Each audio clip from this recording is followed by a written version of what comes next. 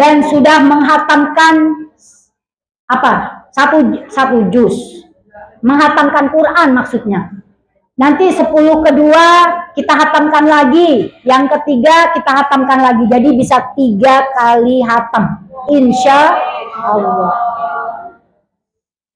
Pahalanya ampunan dari Allah. Semua dosa-dosa yang sudah kita lakukan karena kebodohan kita, insya Allah diampuni semua oleh Allah. Tetapi ada 3 orang yang tidak diampuni oleh Allah di bulan Ramadan. Yang pertama, orang yang masih berpuasa di bulan Ramadan tapi masih melakukan nilai-nilai kesyirikan. Surat 4 ayat 48. Silakan. 4 ayat 48.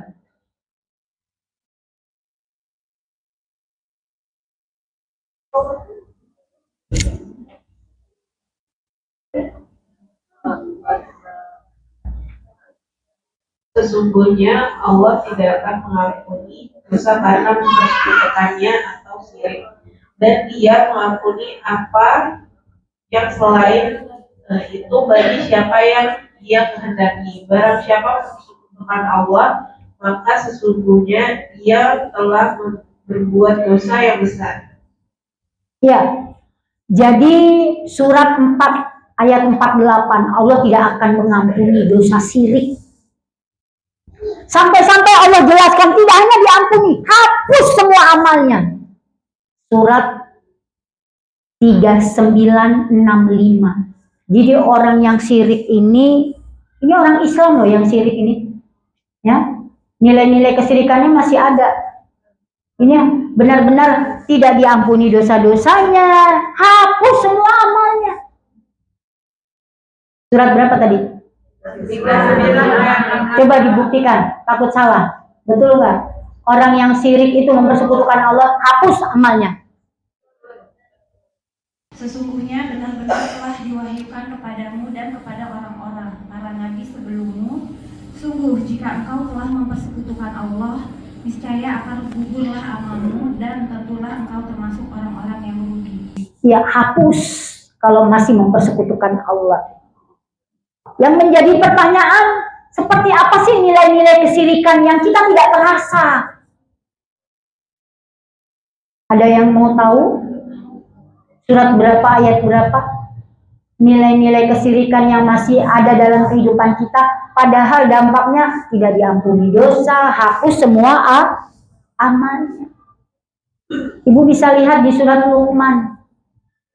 Ya, nilai-nilai kesyirikan yang harus kita singkirkan dari kehidupan kita supaya dosa diampuni, amal diterima. Surat Luqman ayat 34.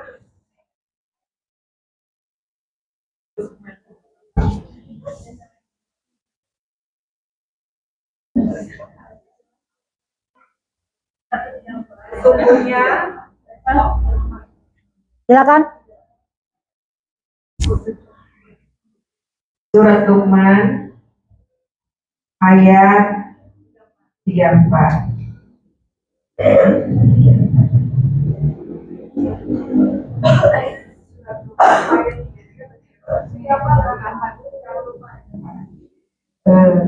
Sesungguhnya Allah memiliki pengetahuan tentang hari kiamat, menurunkan hujan dan mengetahui apa yang ada dalam rahim.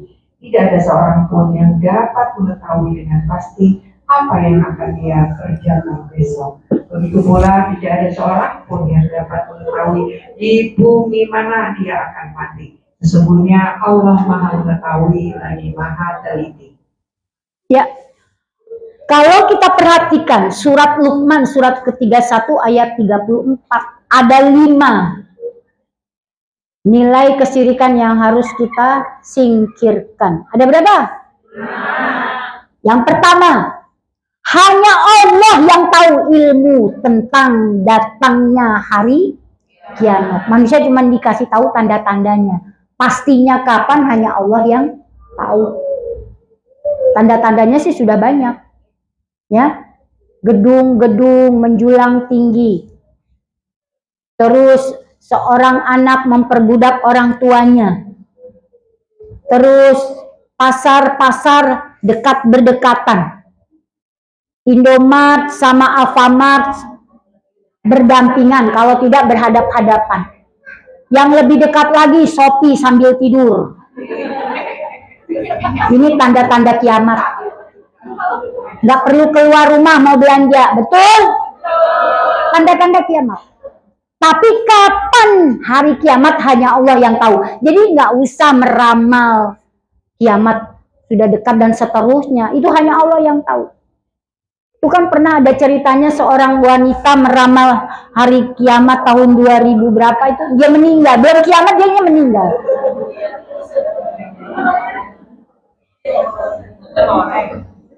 Jadi jangan percaya. Hanya Allah yang tahu tentang hari kiamat. Jadi nggak boleh percaya pada Yang kedua, kata Allah, hanya aku yang tahu turunnya hujan. Jadi jangan percaya pada pawang hujan. Apalagi celana dalam. Orang kalau mau pesta, mau nikahin anaknya, cari celana dalam, lempar ke genteng. Dia menganggap bahwa celana dalam itu bisa menahan hujan. Apalagi pakai pawang, bayar. Itu namanya kesirikan. Nggak boleh. Jadi tidak boleh melakukan itu semua. Karena yang tahu jelas kapan hujan adalah Allah. Walaupun serengseng, sudah gelap, pekat. Bisa jadi larinya Ulu Jami sana. Bukan di serengseng. Jadi yang tahu kapan turunnya hujan hanya siapa? Allah. Jadi nggak boleh percaya pada pawang. Ya, ramalan itu dia pakai ilmu ya, pakai praperkiraan begitu. Dia pakai ilmu. Dia juga nggak memastikan begitu. Jadi pakai ilmu. Yang ketiga, kesyirikan yang harus dihindari. Kita harus yakin bahwa yang tahu apa yang ada di dalam rahim hanya Allah. Jadi kita jangan sok tahu mendahului Allah jenis kelamin yang akan lahir. Tapi kita USG, teknologi yang canggih ini kita gunakan untuk mengetahui janin sehat atau tidak, begitu. Bukan ini ingin mendahului Allah mengetahui jenis kelamin. Kalau memang terlihat tidak sengaja, wallahu a'lam. Kita jangan mendahului Allah, karena banyak ceritanya di USG laki yang keluar. Bagi Allah mudah, hanya mengucapkan kun fayakun, berubah. Makanya jangan mendahului Allah. Yang keempat, bahwa kata Allah yang tahu tentang hari esok hanya Allah. Jadi manusia tidak tahu. Kalau manusia tahu nanti dengkulnya lemes. Besok mau ada musibah, besok mau meninggal, lemes. Betul apa betul? Maka hanya Allah yang tahu apa yang terjadi hari esok. Kita kadang-kadang dengkul gue lemes, mau ada apa nih ya? Mata kedat-kedut, tangan gatel, masak nasi basi melulu, rice cookernya udah lama, beli dong yang baru. Mata kedut-kedutan, urat sarafnya error, jadi jangan, oh gue mau nangis, mau dapat duitnya, tangannya gatel, nyucinya kurang bersih, dicuci yang bersih. Ya, apalagi biasanya banyak sekali hal-hal yang sok tahu, apalagi percaya pada apa ya, perbintangan. Aku lahir bulan Mei, bintangku Taurus, bintang Virgo, langsung beli majalah, langsung yang dilihat, asmara, ekonomi, terus apalagi kesehatan. Nggak boleh begitu, itu namanya syirik. Orang Islam banyak yang nggak tahu. Padahal tadi janji Allah, orang syirik nggak diampuni dosanya, orang syirik semuanya hapus amalnya. Bajunya kebalik, Bu. Nah, bajunya kebalik, nggak teliti itu namanya. Ya, jadi Apapun yang terjadi pada hari ini jangan dihubung-hubungkan dengan hari esok. Hanya Allah yang. Di lingkungan saya tuh banyak yang bilang begini, dia meninggalnya hari Selasa, ngajakin tuh gitu.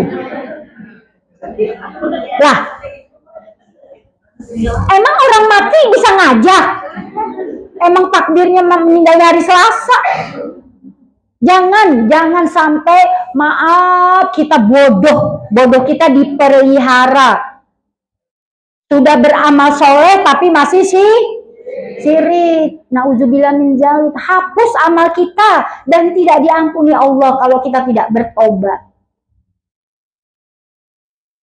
Jadi kalau masak nasi basi dulu, beli rice cooker yang baru. Gak usah dihubung-hubungkan dengan hal-hal yang, ada kupu-kupu, mau ada tamu. Gak boleh. Dia lagi nyasar, ibu buka pintu, dia masuk. Gak ada hubungannya dengan hari esok. Yang kelima, di mana dan kapan kita mati hanya Allah yang tahu. Tapi kadang-kadang dokter sok tahu. Bu, dibawa pulang aja nih ibunya, tinggal nungguin waktu doang gitu. Bu, ada orang yang diusir, bukan diusir, akhirnya secara halus disuruh pulang. Karena katanya tinggal menunggu hari aja gitu. Ternyata sampai di rumah, dia sadar, dia ini orang yang selama ini kikir dan pelit, tidak mau menolong orang lain. Dia sedekahkan sebagian hartanya, panjang umur, sehat, sakitnya sembuh. Jadi insya Allah kita tidak ada yang tahu di mana dan kapan kita mati. Jadi hanya Allah yang tahu. Jadi jangan sok tahu, apalagi mendahului Allah. Jadi ada berapa? Apa itu namanya? Bentuk apa saja yang pertama? Yang kedua?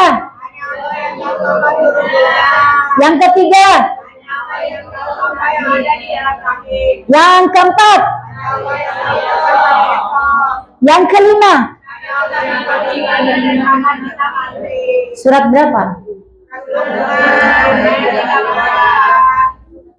Ya, jadi kita berusaha jangan sampai kita berpuasa, bersedekah, zakat, semua kebaikan dilakukan, tapi masih syirik. Kita buang nilai-nilai kesyirikan.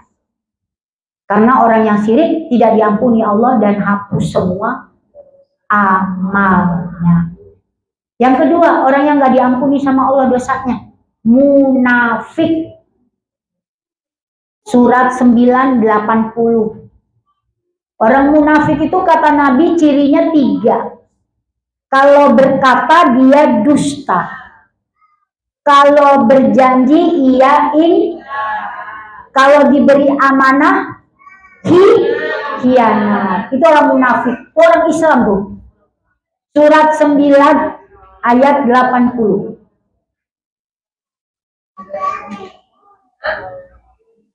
Sama saja engkau Muhammad memohonkan ampunan bagi mereka atau tidak memohonkan ampunan bagi mereka.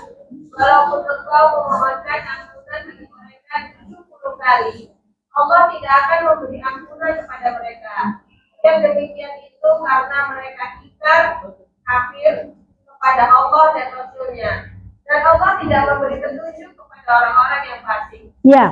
Jadi itu kalau ibu mau tahu ceritanya dari surat sebelumnya 79 ya.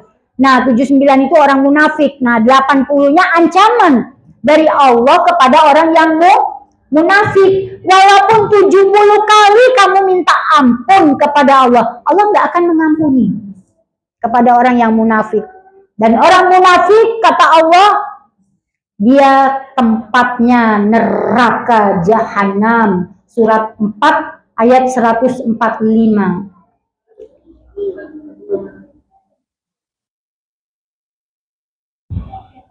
Silakan.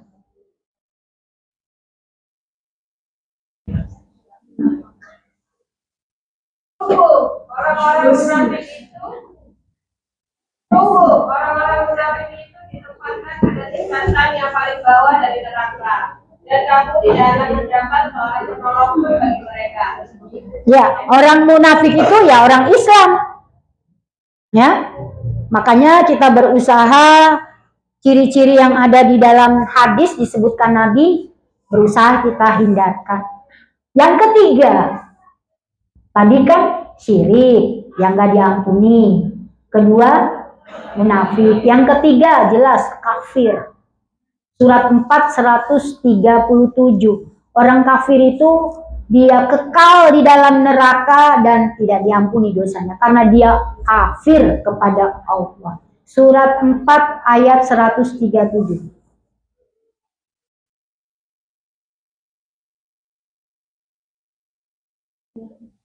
Sesungguhnya orang-orang yang beriman lalu kafir, kemudian beriman lagi, kemudian kafir lagi, lalu bertambah kekafirannya, maka Allah tidak akan mengampuni mereka dan tidak pula menunjukkan kepada mereka jalan yang lurus. Ya, jadi akhir hidupnya tetap dalam kekafiran, maka Allah tidak akan mengampuni dosa-dosanya. Jadi ada 3, orang syirik, orang munafik, dan kafir. Mudah-mudahan dengan kekuatan yang Allah berikan kepada kita, pertolongannya, sehingga kita terhindar dari ketiga orang tadi, yaitu apa tadi? Syirik, dan kita termasuk orang-orang yang beriman dan bertakwa, insya Allah. Yang keberapa sekarang? Ke-6. Ternyata hikmah puasa di bulan Ramadan ini adalah memesrakan hubungan dengan Al-Quran.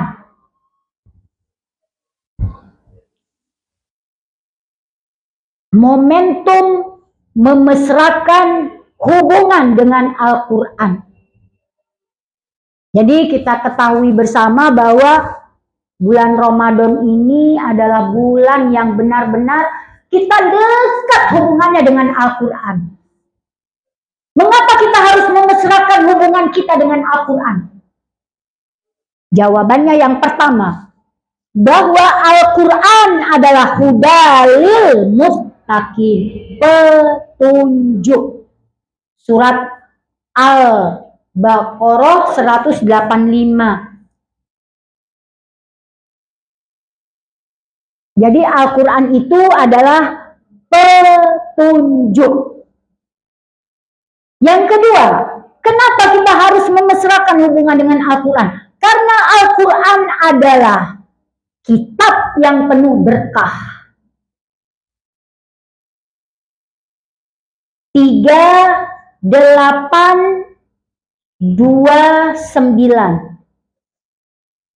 Kalau mau dibuktikan, silakan dibaca.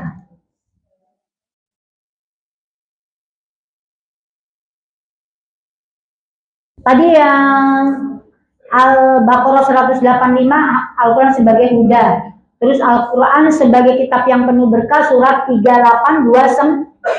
Silakan dibuktikan, takut salah. Ya.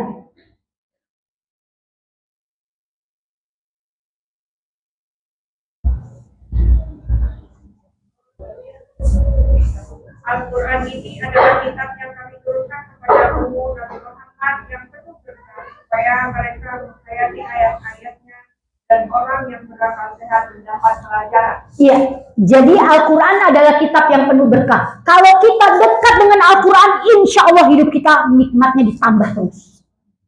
Kalau mati pun insya Allah surga. Apalagi kita tahu, alam kubur, alam barzah, itu adalah kehidupan yang kesendirian, dalam kesendirian. Kita hidup dalam kesendirian. Yatim piatu, tidak punya siapa-siapa. Tetapi dengan kita membaca Al-Quran, hubungan kita erat dengan Al-Quran, insya Allah ada pria tampan yang menemani kita. Itu adalah wujud dari Al-Quran. Bukannya kala jengking, bukannya ular, tapi pria tampan. Kenapa? Karena kita erat hubungannya dengan Al-Quran. Bagaimana cara hubungan kita erat dengan Al-Quran? Ada 6 yang harus kita lakukan biar hubungan kita erat dengan Al-Quran. Yang pertama, Al-Quran diimani, diyakini bahwa sebagai hudalil mutakin, petunjuk. La raiba fihi, tidak ada keraguan di dalamnya. Yang kedua, Al-Quran dibaca. Al-Quran dipelajari seperti yang kita lakukan. Yang keempat, Al-Quran diamalkan. Setelah kita pelajari, kita paham, kita amalkan isinya. Yang kelima, Al-Quran didakwahkan.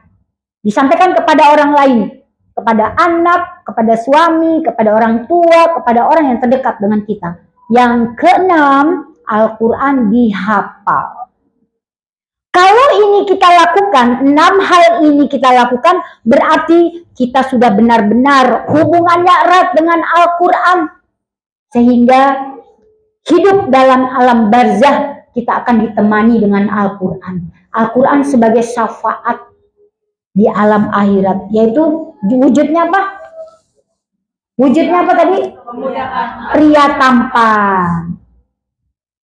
Sampai malaikat Munkar dan Nakir bertanya, "Hei, kamu kenapa masih saja berada di samping orang ini, mayat ini?"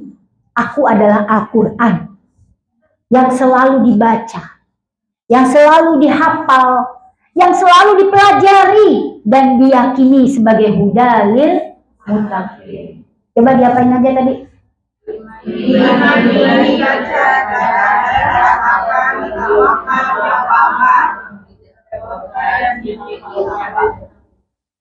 Surat 35 ayat 29 dan 30. Itu janji Allah kepada orang yang selalu membaca Al-Quran.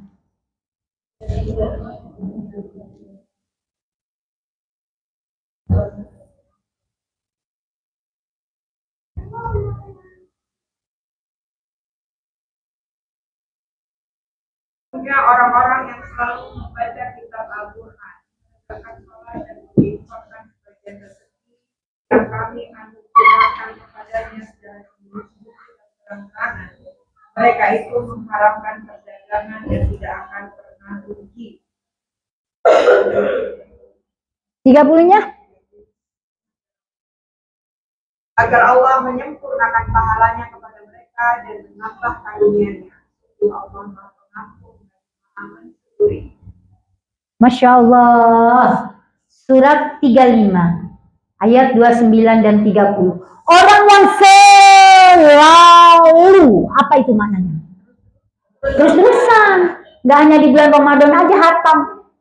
Orang yang selalu membaca Al-Quran, mengerjakan sholat, dan juga bersedekah. Dia adalah orang yang melakukan perdagangan yang tidak akan rugi. Mengapa? Karena dia punya jiwa-jiwanya dikorbankan untuk membaca Al-Quran. Dan juga Allah punya surga, maka Allah berikan orang-orang yang mengorbankan jiwanya selalu membaca Al-Quran dengan surganya, insya Allah. Dan Allah akan menambahkan apa? Karunia-Nya. Terus apa lagi? Menyempurnakan pahalanya, ditambah nikmatnya, dan Allah Maha Mensyukuri. Allah berterima kasih kepada orang-orang yang selalu membaca Al-Quran, karena Al-Quran adalah surat cinta dari Allah. Makanya bulan Ramadan ini kita benar-benar terasa ya memesrakan hubungan dengan Al-Quran. Karena memang Al-Quran hudalil mutakin. Al-Quran kitab yang penuh berkah. Dan Al-Quran adalah cahaya bagi hati. 4252.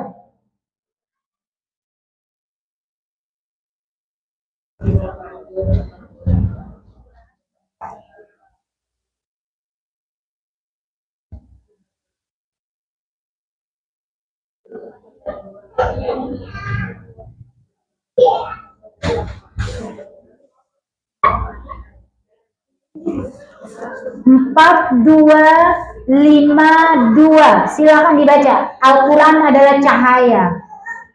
Dan demikianlah kami wahyukan kepadamu Muhammad, roh Al-Quran dengan perintah kami.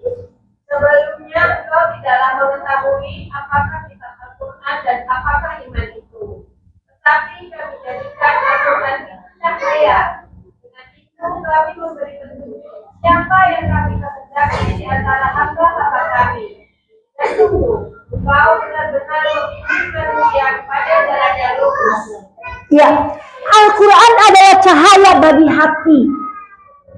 Matahari cahaya bagi bumi. Al-Quran cahaya bagi hati. Tetapi banyak manusia di luar sana yang hatinya tidak mendapat cahaya Al-Quran.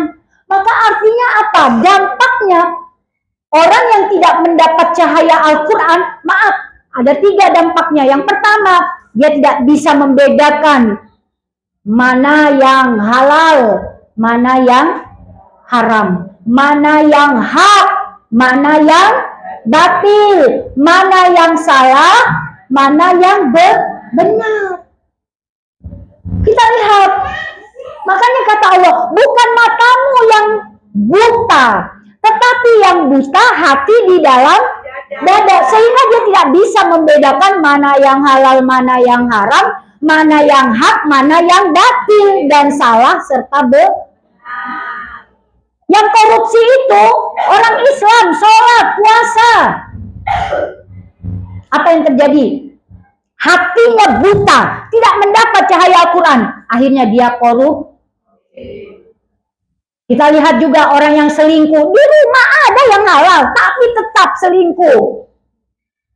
Dia tidak bisa membedakan mana yang haram, mana yang halal. Bukan matanya yang buta, kata Allah, matanya melek, tapi hatinya tidak mendapat cahaya Al-Quran. Surat 22 ayat 46. Silakan dibaca.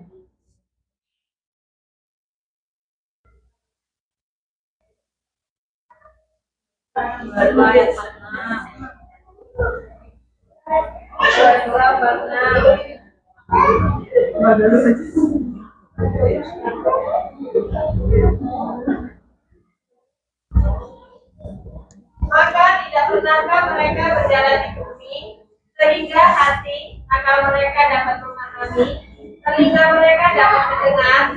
Sebenarnya bukan mata itu yang buta, tetapi yang buta ialah hati yang di dalam dada. Jadi Allah sudah mengingatkan banyak manusia di muka bumi ini yang hatinya tidak mendapat cahaya Al-Quran. Dia tidak bisa membedakan hal yang tidak tadi. Apa itu coba? Haram, halal. Terus hak dan batil, salah dan benar.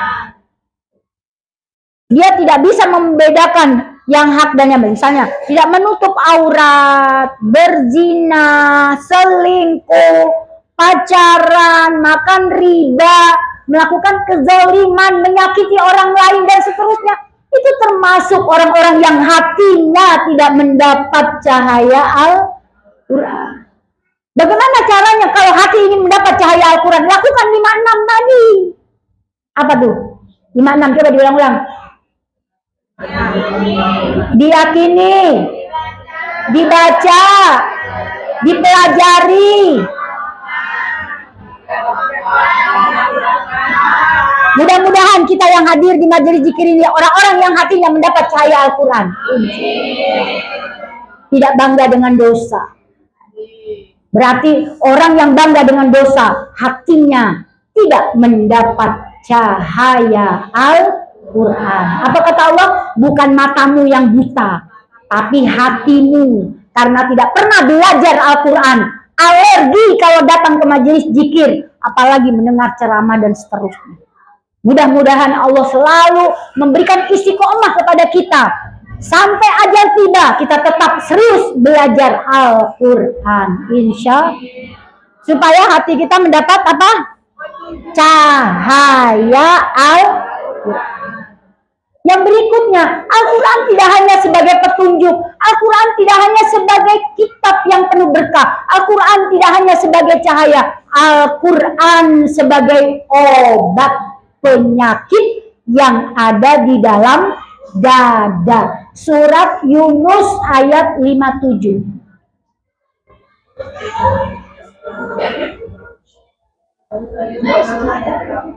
Surat Yunus surat 10 ayat 57. Baca silakan. Cara baca.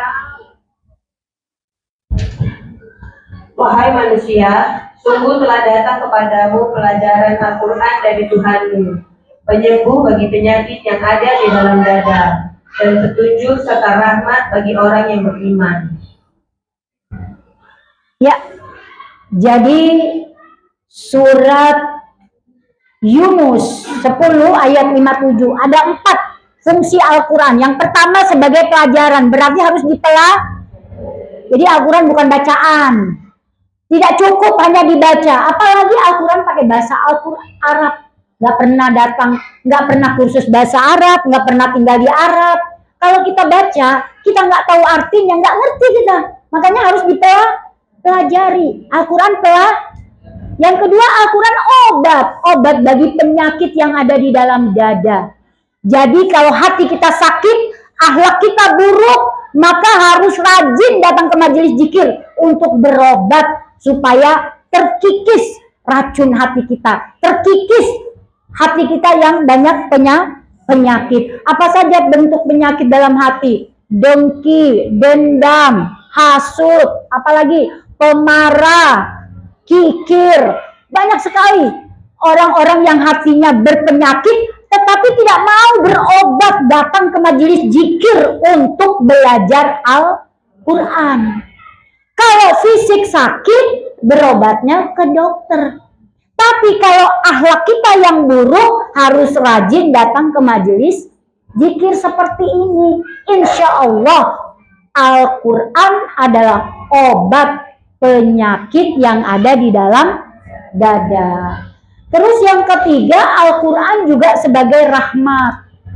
Ya, insya Allah akan jadi syafaat buat kita di akhirat. Yang berikutnya Al-Quran juga sebagai petunjuk. Jadi dalam satu ayat itu Allah memberi penjelasan bahwa ada 4 fungsi Al-Quran sebagai pelajaran, sebagai obat bagi penyakit hati yang ada di dalam dada, terus nggak usah jauh-jauh. Kita udah rajin ngaji aja, datang ke majelis zikir. Kadang-kadang seminggu lebih dari 1 kali masih marah, masih keluh. Berarti itu apa? Yang sakit apanya? Hatinya. Rajin ke majelis zikir aja masih suka marah, masih suka cemburu berlebihan, masih suka keluh kesah. Terus bagaimana dong cara ngobatinya? Bukan ke dokter, bukan ke rumah sakit. Untuk itu mudah-mudahan Allah membimbing, Allah menolong kita untuk senantiasa kita memiliki hati yang bersih. Dan Allah mengatakan di dalam surat 26 ayat 88-89, kata Allah, aku hanya ingin bertemu dengan orang yang hatinya bersih, akhlakul karimah. Kalau hatimu kotor, akhlakmu masih buruk, Allah nggak mau ketemu. Surat 26 88-89. Silakan buktikan. Jadi kalau mau masuk surga, hatinya harus bersih, qalbun salim.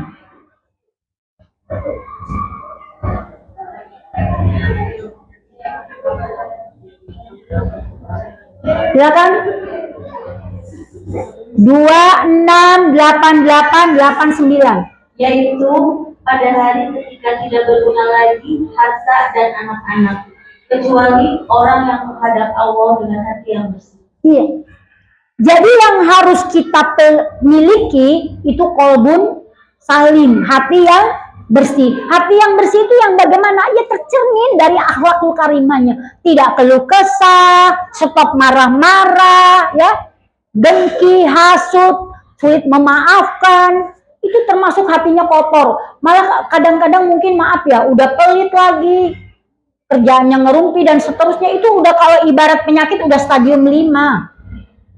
Tinggal nunggu matinya aja. Tapi belum sempat membersihkan hati. Dan Allah hanya ingin bertemu dengan orang yang hatinya bersih. Kalau hati kita masih kotor, Allah nggak mau ketemu. Kalau nggak mau ketemu, pastilah tempatnya neraka. Bulan Ramadan, puasa bulan Ramadan tahun ini menggembleng kita, membersihkan, mendetok akhlak-akhlak yang buruk dalam diri kita, sehingga kita memiliki orang-orang yang di dalam Al-Quran itu qad aflaha man zakkaha wa qad khaba man dassaha. Beruntung orang yang membersihkan jiwanya, merugi orang yang mengotorinya. Jadi kita beruntung kalau selesai bulan Ramadan digembleng oleh Allah, keluar menjadi orang yang bertakwa, memiliki akhlakul karimah, diistiqomahkan sampai ajal menjemput. Kita tetap mempelajari ilmu agama, tetap mengkaji Al-Quran, sehingga kita memiliki akhlakul karimah. Akhlakul karimah adalah cerminan dari orang yang bertakwa. Ya, ternyata ada 2 sifat yang harus kita hindari dari sifat ini terhadap Al-Quran. Jadi ada 2 sifat yang harus kita hindari. Jangan kita memiliki 2 sifat ini terhadap apa? Al-Quran. Yang pertama, sifat mengabaikan atau acuh tak acuh. Surat 25 ayat 30. Silakan dibuka. Sifat acuh tak acuh atau cuek.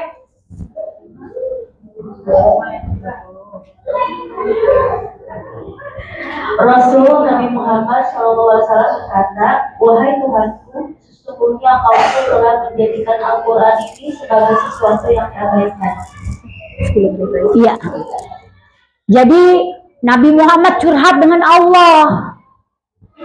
Wahai Allah, umatku mengacuhkan Al-Quran, mengabaikan Al-Quran yang dipegang HP melulu. Ya Pak ya? Dari anak balita sampai kakek-kakek, nenek-nenek, emak-emak, semuanya selalu sibuk dengan setan gepeng. Ya Pak ya? Ini harus kita hindari. Jadi Al-Quran jarang dilihat, tetapi yang lebih banyak dilihat HP. Yuk kita buktikan. Allah kasih modal 24 jam. Ini yang bukan bulan Ramadan ya, yang bulan-bulan setelah Ramadan atau mungkin sebelumnya. Itu dikasih modal 24 jam. Berapa jam yang untuk baca Al-Quran? Coba jujur. Kalau satu hari satu juz itu dibaca cuma 1 jam. Ya Pak ya? Lebih banyak waktu yang tersia, yang sia-sia menguap, itu lebih banyak memegang. Ini termasuk mengacuhkan Al-Quran, harus dihindari.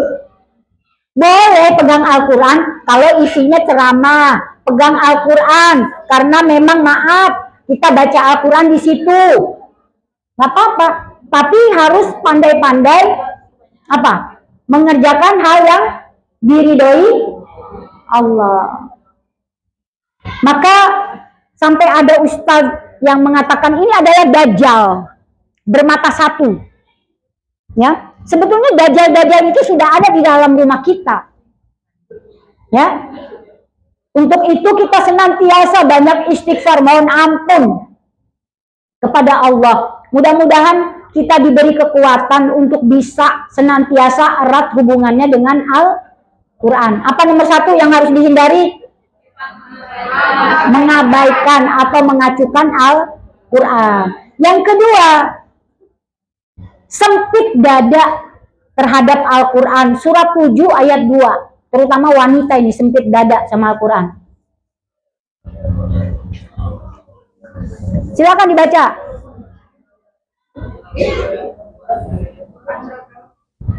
Surat 7 ayat 2. Inilah kitab yang diturunkan kepadamu Muhammad, maka janganlah engkau sesak dada karenanya, agar engkau memberi peringatan dengan kitab itu dan menjadi pelajaran bagi orang yang beriman. Sempit dada terhadap Al-Quran, terutama wanita. Surat 4 ayat 3. Allah memerintahkan di situ ada apa? Dibolehkan kok kayaknya ngomongnya lemes. Poligami. Surat berapa? Surat 4 ayat berapa? Itu sempit dada itu, banyaknya begitu. Setiap perintah Allah tidak ada yang menzalimi manusia. Bisa jadi Allah punya rencana yang terbaik. Kenapa? Karena orang yang mungkin seorang istrinya sakit-sakitan sudah tidak bisa melayani suami, dibolehkan poligami. Itu solusi, bukan ancaman buat wanita. Tapi kenapa wanita itu sempit dadanya dengan surat 4 ayat 3? Bisa jadi kenapa? Dia menikah lagi dibolehkan sama Allah karena nggak punya keturunan. Kalau ini, maaf, sampai hari ini kita masih sempit dada dengan surat 4 ayat 3, berarti kita belum beriman kepada Al-Quran. Makanya imani saja. Kalau kita sudah imani, belum tentu juga suami berani poligami. Jadi nggak usah kayaknya apa ya, kayak wanita yang nggak paham gitu. Jadi sempit dada terhadap Al-Quran ini juga harus dihindari.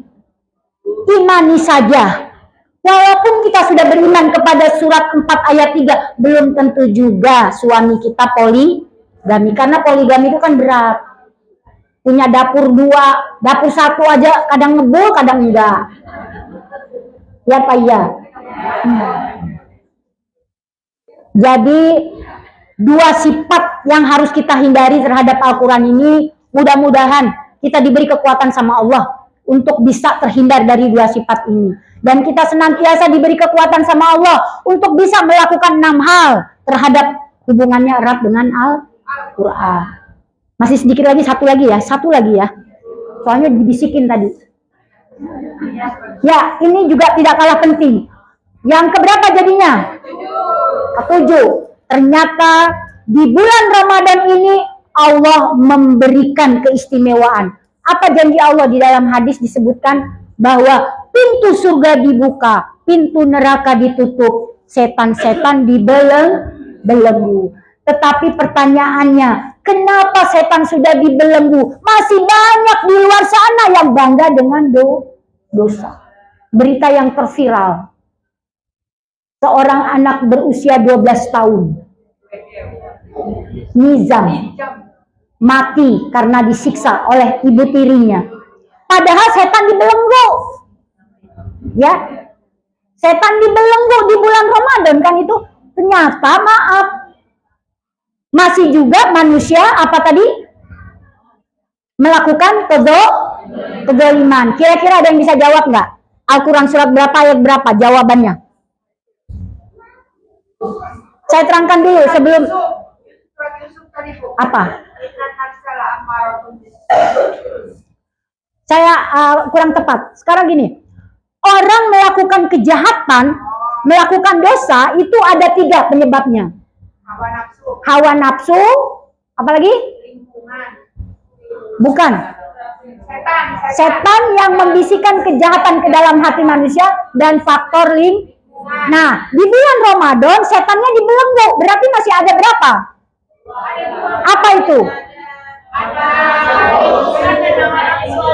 Nah, ternyata ketika orang itu tidak mampu mengendalikan hawa nafsunya, apalagi jauh dari Al-Quran, maka yang terjadi bisa saja biar di bulan Ramadan mereka melakukan dosa. Jadi pertanyaannya, kalau kita ingin menjadi seorang wanita yang selalu memiliki sifat kasih dan sayang kepada anak, kepada suami, kepada siapa yang kita cintai, maka Allah menjanjikan di surat 19 ayat 96. Kalau kamu beriman, mengerjakan kebajikan, pasti akan aku berikan rasa kasih dan sayang. Surat 19 ayat 96. Sesungguhnya bagi orang-orang yang beriman dan beramal soleh, Allah yang Maha Pengasih akan menanamkan rasa cinta dalam hati mereka. Ya. Kenapa dia menzalimi anak? Kenapa manusia, seorang suami menzalimi istri, seorang ibu menzalimi anaknya? Karena dia tidak beriman dan mengerjakan jika. Maka kita pun kadang-kadang ibu kalau lagi head, nggak sholat, nggak baca Quran, nggak bisa datang. Kadang-kadang banyak hal kebajikan yang kita nggak bisa kerjakan, akhirnya sensitif, mudah tersinggung, gampang marah. Betul apa betul? Karena tadi apa kata Allah? Kalau kamu beriman dan mengerjakan kebajikan, pasti kelak kamu akan ditanamkan selalu rasa kasih dan sayang. Jadi kita seorang ibu, seorang istri, peran kita cukup besar, cukup banyak. Harus selalu mengerjakan kebajikan dalam keadaan beriman, supaya Allah menanamkan rasa kasih dan sayang. Nggak bengis, nggak kejam, nggak sadis. Jadi terjawab sudah, mengapa orang melakukan kezaliman? Karena apa? Tidak beriman dan mengerjakan kebajikan. Yang jelas dia nggak baca Quran, nggak ngerti isi Al-Quran. Pokoknya banyak hal-hal, mungkin nggak sholat tahajud, nggak sholat tarawih juga. Akhirnya jadi zalim. Berarti sudah terjawab. Kenapa di luar sana walaupun bulan Ramadan orang itu melakukan kezaliman? Karena tidak beriman dan mengerjakan amal soleh. Insya Allah. Jadi ada berapa totalnya? Ada 7 hikmah yang bisa kita petik dari bulan Ramadan tahun ini. Mudah-mudahan Allah memberi kekuatan, memberi pertolongan kepada kita sehingga kita dapat memahami hikmah ini dan bisa mengamalkan serta keluar dari bulan Ramadan menjadi hamba-hamba yang bertakwa. Insya Allah reuni di surga. Amin. Kelihatan wajah-wajah ahli surga. Insya Allah. Insya Allah, tabarakallah. Materi yang disampaikan tadi luar biasa dalam dan mencerahkan, membuat Ramadan terasa lebih bermakna. Umat sebelum sesi tanya jawab, kami informasikan bahwa tersedia bazar di area depan ya. Ada Herbangin yang menghadirkan madu herbal untuk membantu menjaga stamina dan kesehatan tubuh selama menjalani puasa Ramadan. Kemudian ada Manari Kitchen dengan aneka lauk berbuka dan makanan manis yang siap menemani waktu berbuka bersama keluarga tercinta. Kemudian ada juga Teens Beauty, produk perawatan kulit, karena selain merawat jiwa melalui ilmu, merawat diri secara lahir pun bagian dari bentuk rasa syukur. Baik, jangan lupa nanti mampir ya setelah kajian. Insya Allah. Amin ya, insya Allah ya. Baik, sebelum kita ke sesi tanya jawab, izinkan saya mau tanya dulu nih sama jamaah, sama umahat sekalian. Tadi sambil kita recalling materi yang disampaikan oleh Ustazah ya. Jadi yang bisa jawab nanti dapat hadiah, mau nggak? Baik ya. Ini pertanyaan pertama yang gampang-gampang aja.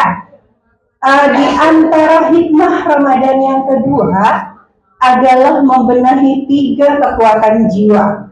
Apa saja? Mic-nya tolong dikasih. Membenahi 3 kekuatan jiwa, yaitu hawa nafsu atau syahwat, lalu akal, pemberian Allah, akal menjadi lebih bijaksana saat puasa, dan amarah, yang bisa mengendalikan amarah adalah orang yang dirahmati Allah. Amin. Allah. Betul jawabannya? Betul. Dicatat ya panitia, nanti dapat hadiah. Kemudian pertanyaan yang kedua ya, di antara hikmah Ramadan yang ketiga adalah sebagai sarana memperpanjang umur. Apa maknanya? Ayo, ada yang bisa jawab? Masa jawab lagi, jangan yang lain gantian. Silakan. Umalala tadi sudah tunjuk tangan duluan.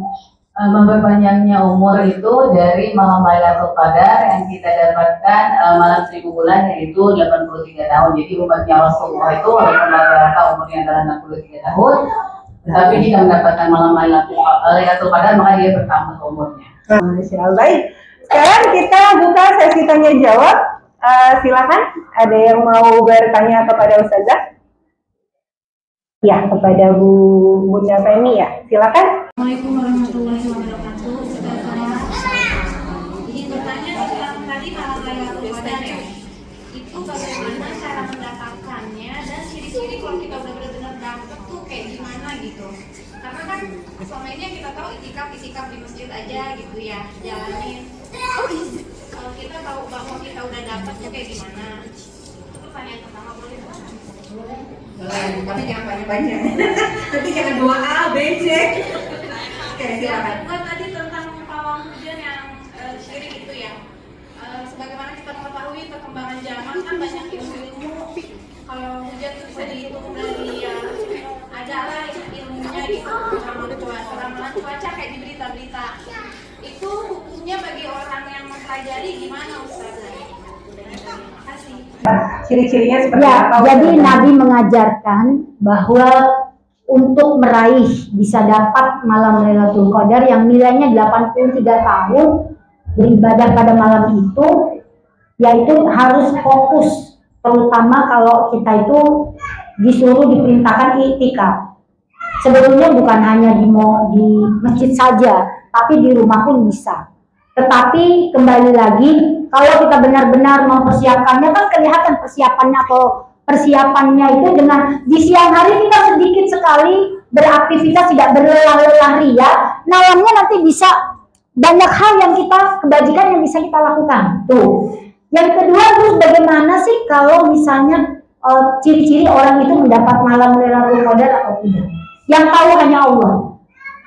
Kita pun bisa merasakan kalau kita benar-benar keluar dari bulan Ramadan lebih baik menjadi orang yang bertakwa. Jadi nggak usah juga dipamerin, dibanggain. Kayaknya gue dapet semalam, nggak usah. Sombong. Itu buktinya pagi-pagi cahaya nggak terik begitu. Jangan, nggak boleh. Yang tahu hanya Allah, hanya kita dan Allah yang tahu. Kita bisa membuktikannya kalau kita semakin lebih dekat dengan Allah, dengan Al-Quran. Kalau kemarin sebelum Ramadan cuma 1 juz, sekarang setelah Ramadan setiap hari kita bisa 2 juz. Nah itu sholat malamnya jangan hanya terawih di bulan Ramadan, tapi tiap malam setelah Ramadan kita tetap bangun tahajud. Begitu Bu, sholat tepat waktu. Jadi yang tahu hanya kita, tidak perlu dipamerin, apalagi dimasukin ke media sosial. Tak boleh, itu namanya pamer ya. Terus pertanyaan kedua apa tadi? Tentang pawang hujan ya. Ya, tentang hujan. Jadi itu semua ilmu Allah. Kita hanya perkiraan. Tapi kita pastikan, kita yakini bahwa ramalan itu semua juga tergantung kepada Allah yang menurunkan. Jadi semua ilmu gak apa-apa dipelajari. Tetapi kembali lagi kita kan ada kata-kata begini, perkiraan cuaca. Tidak mendahului Allah.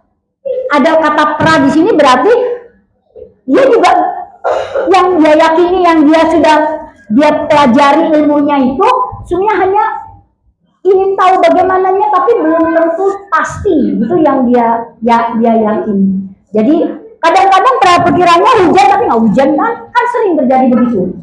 Berarti diilmui, tetapi keyakinan tetap nomor 1 apa? Kepada Atas izin Allah. Ya, itu insya Allah. Mudah-mudahan nggak puas. Kalau puas nanti nggak datang lagi ke pengajian. Iya. Baik, silakan lanjut ya ke penanya berikutnya. Assalamualaikum warahmatullahi wabarakatuh. Saya Dinasub dari kelas Isya Abdul Rahman.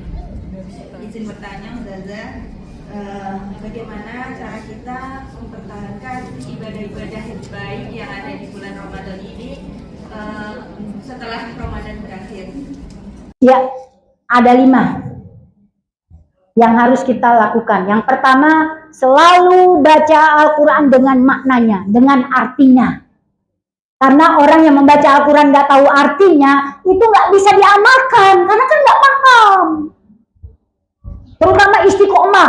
Kata Allah, kalau kamu istiqomah di surat 41 ayat 30, kamu akan didatangi oleh malaikat. Istiqomah dalam tahajud, istiqomah dalam baca Al-Quran 1 hari 1 juz atau lebih, istiqomah dalam sholat tepat waktu, istiqomah langsung puasa Syawal ya, 6 hari di bulan Syawal, lanjutkan dengan Senin Kemis dan Yaumul Bid. Itu insya Allah kalau bisa kita mengerti dan memahami Al-Quran, insya Allah apa tadi bisa istiqomah. Terus yang kedua, berteman dengan teman yang soleh. Ini teman-teman semua wajahnya teman-teman yang soleh kayak gini. Ya. Mengingatkan kepada kebaikan, mengingatkan kepada Al-Quran.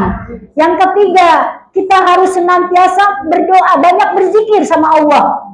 Karena dengan banyak berzikir, insya Allah hati menjadi tenang. Kalau sudah tenang, insya Allah melakukan apapun dengan mudah, tanpa merasa berat. Yang berikutnya, yaitu kita harus senantiasa sholat malam, tahajud, berdoa sama Allah supaya Allah itu membuat kita menjadi orang yang istiqomah.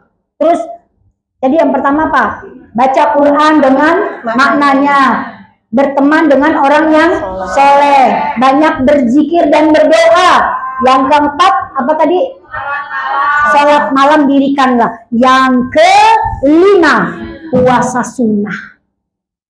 Kalau kita rajin puasa Senin Kamis, Yaumul Bid, insya Allah kita bisa istiqomah sampai ajal tiba, tetap dapat menjalankan berbagai macam aktivitas di bulan Ramadan, kita istiqomah sampai kita meninggal, insya Allah. Ya, Baik, Masya Allah, tabarakallah. Sebenarnya kan pengen lanjut lagi, tapi waktu jualan yang harus memisahkan kita, ya Allah.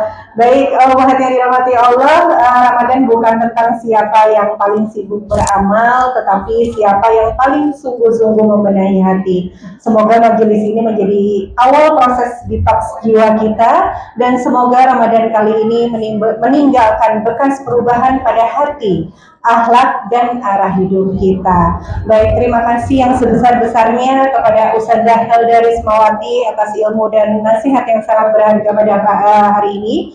Kemudian nanti kami mohon Ustazah Helda berkenan menerima bingkisan ya dari kami. Tapi kita akan foto bersama terlebih dahulu. Terima kasih kepada seluruh sponsor, panitia dan umahat yang hadir baik secara langsung maupun melalui live streaming. Mari kita tutup majelis ini dengan doa kafaratul majelis. Subhanakallahumma wa bihamdika asyhadu an la ilaha illa anta astaghfiruka wa atubu ilaik. Saya Vivi mewakili Majelis Salim Jannatul Ummahat, mohon undur diri, mohon maaf lahir batin. Selamat menjalankan ibadah puasa Ramadan dan sampai jumpa kembali di bulan Syawal insyaallah. Tapi sebelum kita betul-betul mengakhiri, ada informasi lagi. Ada 5 pemenang door prize ya untuk hari ini. Saya sebutkan terlebih dahulu dan bisa diambil di akhir acara. Untuk yang pertama ada nomor 21 Bunda Novi di 08129100 sekian. Ada Bunda Novi, iya, alhamdulillah. Kayaknya kemarin juga dapat ya, Masya Allah rezekinya. Kemudian ada nomor 24 Bunda Claudi di 0895 sekian. Bunda Claudi, alhamdulillah. Kemudian selanjutnya ada nomor 37 Bunda Nindi 0856 sekian, alhamdulillah baik ada ya. Selanjutnya nomor 17 Bunda Anggi di 0896. Ini kayaknya yang kemarin juga dapat ya. Masya Allah. Baik, yang terakhir ya di nomor 20 Bunda Vika di 081210 sekian. Ada ya, semuanya lengkap ya. Nanti bagi penanya tadi juga dapat hadiah, penanya yang jawab pertanyaan saya juga dapat hadiah, kemudian yang dapat door prize bisa diambil di akhir acara.